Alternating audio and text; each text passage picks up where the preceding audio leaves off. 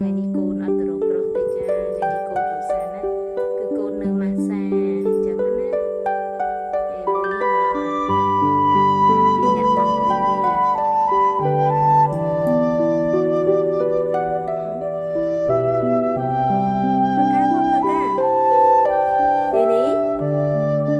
đi đi thơ ca con đi đi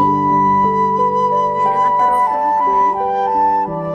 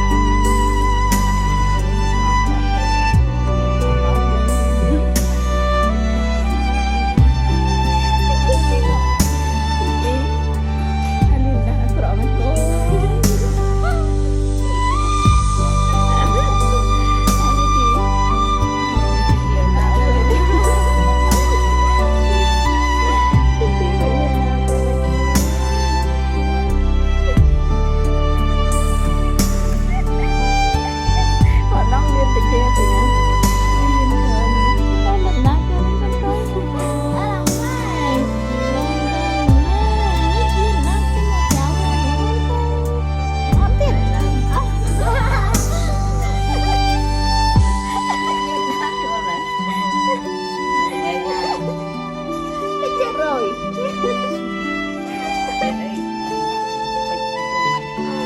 mơ ta hao đây mà ôi mà mơ một không con đấy đi đi ôi thơ một đăng ý ôi sọc đi các bạn làm về chẳng việc ăn mồ lòi chung với